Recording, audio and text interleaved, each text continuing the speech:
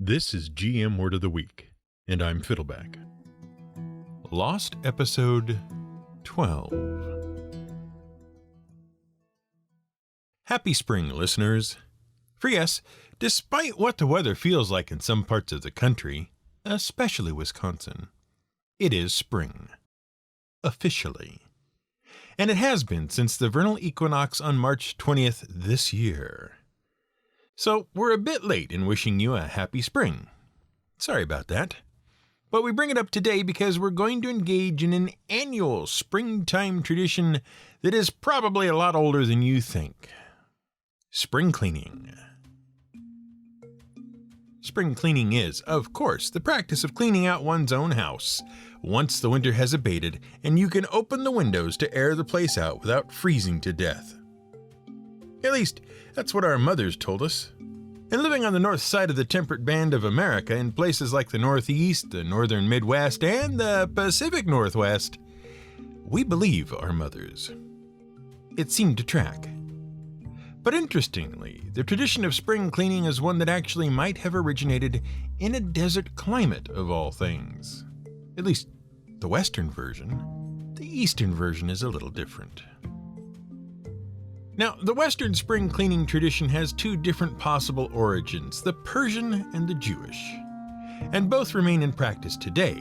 In ancient Persia and in modern Iran and other Middle Eastern nations, it is traditional to engage in the kuna takoni, which translates to shaking out the house. It's basically a ritual cleaning of the house that preceded the Persian New Year, which fell at the start of spring. Basically, it was just about cleaning up the house and getting rid of all the trash before the start of a fresh year. And that's actually very similar to an ancient Chinese practice that is also still observed today. See, the Chinese follow their own calendar based on lunar rather than solar cycles. We discussed this before in our episode entitled Zagyg. And that means that the Chinese year begins sometime in February, and the Chinese New Year is celebrated with what they call the Spring Festival. And before the Spring Festival, they prepare for said festival with a ritual known as Little New Year, or Shaonian. The tradition includes a very thorough house cleaning that falls sometime between the 8th and the 23rd day of the last month of the Chinese calendar. And it's important that it get done in this time, because Chinese tradition holds that during the last month of the year, ghosts, demons, and other supernatural entities have to choose to either return to the heavens or stay on Earth. And the cleansing helps convince those beings to move on. For the same reason, it's traditional for Chinese folk, rich and poor, to bathe themselves and get a haircut before the Spring Festival. During this same period of time, when the mass transit lines between the spiritual realm and the earthly realm are open, it is also believed that a family's personal household guardian spirit, a kitchen god, returns to heaven to report on the family's behavior over the last year, and hopefully comes back to resume its guardian spirit duties. To make sure a favorable report is filed, and no, we're not making this up, it's traditional for Chinese families to offer tasty foods in sacrifice to the kitchen god. Things like candies and sweets, fruits, dumplings, bean paste, and a pig's head. Once the kitchen god has been sated, they are sent on their way via the expedient of burning a paper image of the spirit. And they are welcomed back for making their hopefully favorable report with a paper banner set beside the stove. The Jewish spring cleaning tradition is also religious in nature, which is probably unsurprising. But it's a bit more somber, and it's connected to the tradition of Passover, which we have also described before on the show. Recall that Passover is a springtime remembrance of the Israelite slaves' flight from Egypt. Specifically, it is a remembrance of the night that the Hebrew God came down to Egypt and slayed every firstborn son except the ones in the houses the Israelites had marked with lamb's blood on the door. Thereafter, the Pharaoh was so enraged that he drove the Israelites from Egypt. And because they were forced to flee in haste, they were warned not to waste time before their pre-flight meal by leavening their bread. That is, using yeast or another similar agent to make the bread rise. In recognition of that event, traditional Jewish folk are forbidden from eating leavened bread during Passover. Moreover, they must remove all yeast and other leavening and fermenting agents from their homes before the Passover Seder. And so, it has become traditional for observant Jews to thoroughly clean their homes and make sure no speck or crumb of leavened food has been left behind. The hunt for stray crumbs is known as chametz and is traditionally done by candlelight. Now, we are a secular podcast, but we are no less given to tradition. And so, we're engaging in spring cleaning ourselves. And that takes the form of another of our traditions. The tradition of taking all the cut content from previous episodes over the last 3 months and doling them out as a lost episode. And hopefully, these tasty little bits and pieces of fun content that didn't quite make it into our previous episodes will be enough to entice you, our listeners, to view us favorably and come back for another year of content. And maybe to give us a favorable evaluation on iTunes, or whatever makes this particular metaphor work. Though we will stop the metaphor short of burning you in effigy. But before we begin with the sacrifice, as is also traditional for our lost episodes, we have to banish the ghosts of the errors we've made. And we've only got one as far as we know. And we caught it ourselves on re-listening to the episode once it went live. In our episode on the gelatinous cube, we incorrectly named Zagyg as Gary Gygax's namesake queen of ooze, fungus, and mold from the original Dungeons of Castle Greyhawk. And frankly, we're surprised more grognards didn't call us out on that one. Zagyg was indeed the creator of the original Dungeons of Castle Greyhawk, a trap-filled 13-level labyrinth built with seemingly no purpose at all except to entice adventurers into the maw of hungry monsters and the machinations of deadly traps in the hopes of recovering fantastic treasures. Only 3 players ever reached the bottom level of the dungeon: Rob Kuntz, Terry Kuntz, and Ernie Gygax, Gary's son. And they discovered the truth about the labyrinth. It had been constructed by a mad god of humor, insanity, and chaos known as Zagyg. And that was basically Gary acknowledging that the nonsensical dungeon must have been built by a crazy person. As a fun fact, Zagyg was later given the full name Zagyg Irregurn, which was based on Gary's full name, Ernest Gary Gygax, except spelled backwards. Kind of, with some letters dropped, and some changed. Anyway, Zagyg was also a creation of Gary's, and she is a demon queen whose original form was that of a mushroom on a puffball on 4 thick legs with a humanoid face. She lived in the 222nd layer of the abyss, out of the original 666 layers before that was expanded to infinity layers, and she was a consort to the mad god Eos in the original Greyhawk setting. But she wasn't really detailed in the classic T series of modules, the Temple of Elemental Evil series. She is served faithfully by a demon lord known as the Rancid Lady of Bitter Bile, who may be Zugtmoy's mother or daughter. It's not really clear. Either way, we are sorry about the confusion. How could we ever mix up Zagyg and Zugtmoy? But hopefully, by cleaning up the confusion, we've banished both entities back to their home dimensions. While we're on the subject of China, or at least tangentially somewhat nearby the subject of China, we need to mention something that we had to cut out from our episode about tea. In that episode, we talked about the very early history of China. Very, very early history. And in fact, China has actually been instrumental in understanding the very earliest history of humanity, or rather the prehistory of humanity. See, the history of human evolution has always been, and remains to some extent, a bit of a mystery. And it was a particular archaeological discovery in China that allowed us to shed some light on some pretty important parts of it. See, there are a few specific traits that make humans human. Among the defining traits that biologists and anthropologists cite as the most human of traits, there's the large, complex brain, which includes the capacity for language and tool use, and the trait known as eusociality. which is the biological trait of forming large, complex, advanced social groups for mutual survival.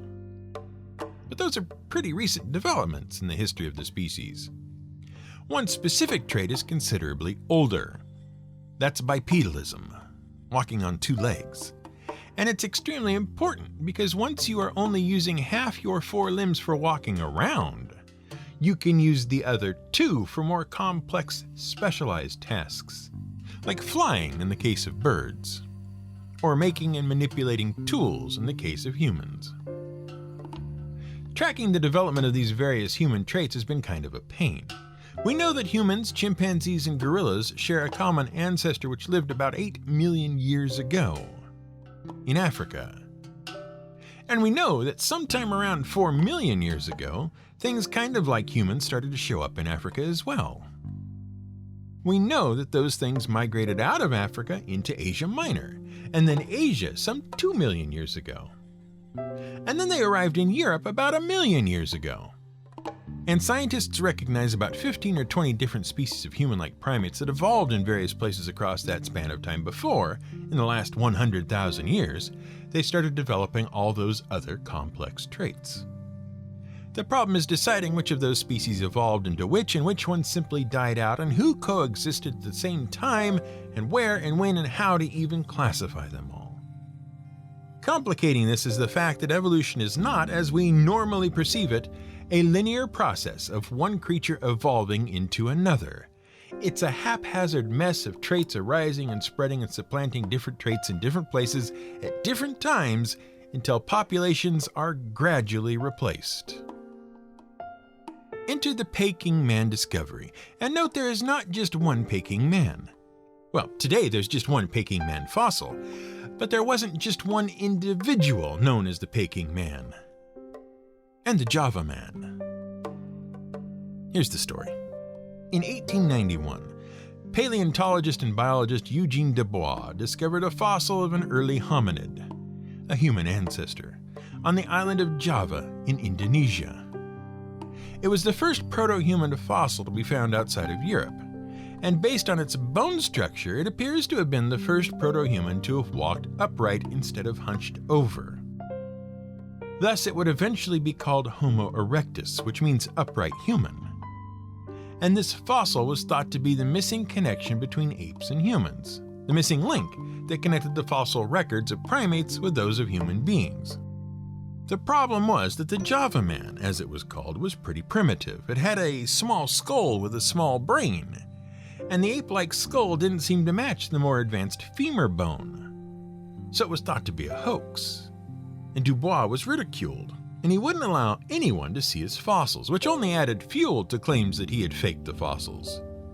Ultimately, Dubois died in disgrace in 1923. Meanwhile, though, in China, a set of limestone caves had been discovered. This was around 1921, in Zhukudian, near Beijing. It started when a local led a group of archaeologists to a place the locals called Dragon Bone Hill. Johann Gunnar Andersson and Otto Zdansky recognized some of the fossilized bones on the hill as similar to human teeth. Over the next 7 years, the caves beneath the hill were excavated, and more than 40 specimens of early hominids, including 6 with complete skulls, were discovered. Other archaeologists were brought in over that time, and they discovered a wealth of information. The fossils were similar to those of the Java man, further examples of Homo erectus. But they were hundreds of thousands of years old rather than tens of thousands of years old, which lent some credence to their primitive nature compared to more recent human fossils. But what was most important was everything else they found at the site. There was evidence of tool use, funeral rites, the hunting of large mammals, the use of fire, pretty advanced stuff for such an ancient primate. It showed that Homo erectus was more advanced than its bones would suggest, and that it probably wasn't a link between Homo sapiens, modern humans, and apes. Just a step in a much more complicated chain as we know it today. And the bones probably would have told us more, but they're gone. All of them. In 1937, the excavation ended because Japan had invaded China and had occupied Beijing. scientists worked quickly to move the fossils to a safe at the Peking Union Medical College. As the Japanese invasion of China continued into the 1940s, scientists grew increasingly concerned about the safety of the fossils that still had so much to reveal about the evolution of humanity. And so, in November of 1941, they were packed up and transferred to a group of United States Marines for transport to America. En route to the port of Qinhuangdao, the Marines were captured by the Japanese. And the fossils were never recovered. Since then, numerous groups, including the Chinese government, have funded searches for the missing Peking fossils, but to no avail. One theory is that they sank with the Japanese ship Awamaru in 1945. Fortunately, very accurate casts of most of the fossils still exist, as do monographs describing them. But the whereabouts of the bones themselves remain a scientific mystery to this day. Speaking of ancient mysteries, in our episode about banks, we mentioned the ancient Babylonian king Nimrod, the mighty hunter. But we left out one of the most interesting stories about Nimrod, which we were reminded of when we made all of those references to the Hitchhiker's Guide to the Galaxy in our episode about the 10-foot pole. That is, that Nimrod might have been connected to the Tower of Babel, the tower after which Douglas Adams named a psychic fish that could translate any language for you if you stuck it in your ear. See, according to the book of Genesis, at some point in the ancient past, God sent a mighty flood to cleanse the world of evil, and he wiped out all of humanity except for one family, the family of Noah, who God judged to be the only righteous person worth saving. So, God warned Noah that the flood was coming and instructed him to build a massive ship, an ark, that would survive the flood. And into it, Noah would lead his own family along with a mating pair of every animal that lived on earth. After the floodwaters receded, Noah's family and all the animals would go forth and multiply and repopulate the world. Except that's not quite what happened.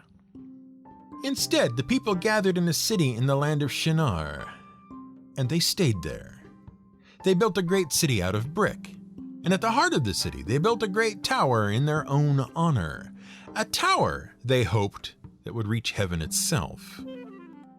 And God was not happy about this, for a number of reasons.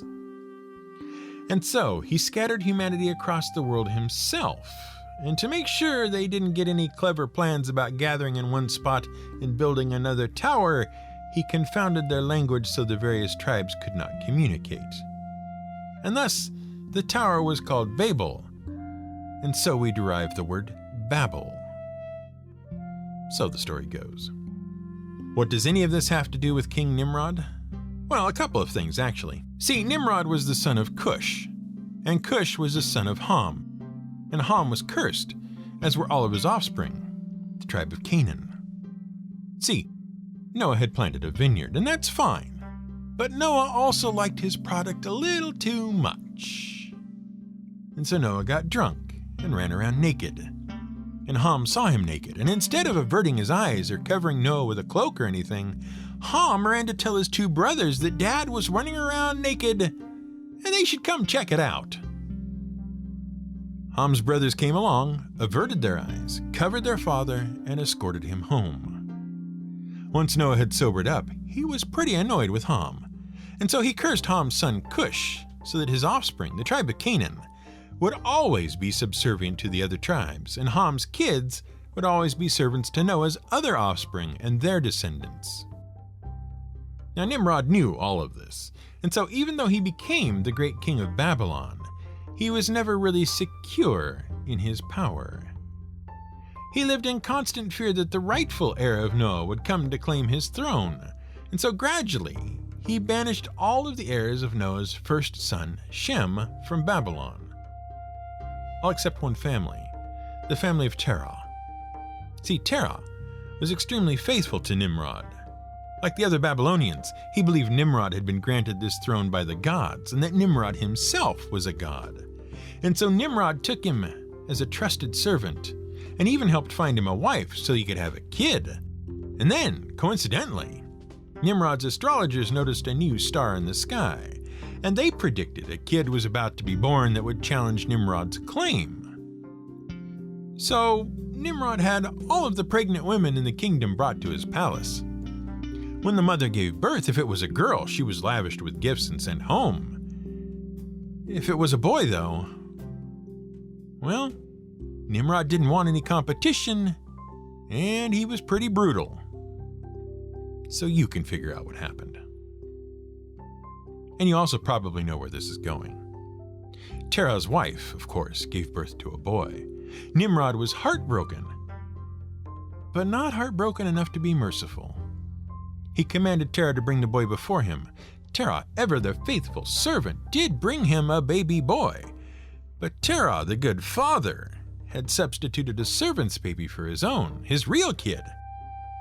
Abraham was hidden in a cave, safely out of Nimrod's reach. And now you know the baby's name was Abraham.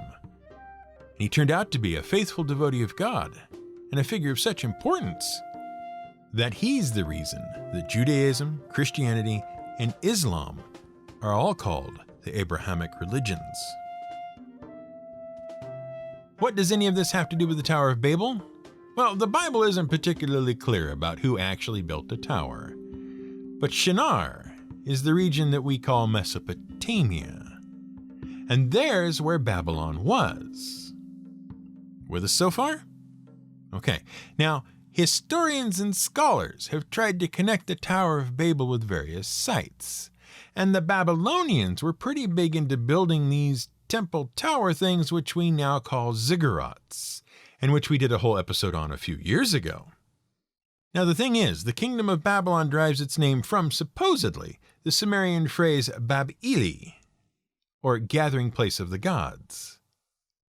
Alternatively, it has been rendered as Babilam, meaning a place where people come together.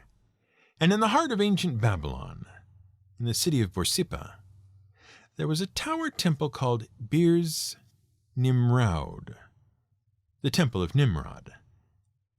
And so it entered the folk culture that it was none other than King Nimrod who commissioned the Tower of Babel. And with that story, we've cleaned up our editing room floor. Spring cleaning is done, and we're ready to dirty up our space with discarded bits from another year's worth of episodes, and hopefully, you'll give us a favorable evaluation with the gods of podcasting. Happy spring. This has been GM Word of the Week. It's written and researched by The Angry GM and produced by me, Fiddleback. You can support us on Patreon at patreon.com/GMWordOfTheWeek. You can find more at gmwordoftheweek.com and theangrygm.com.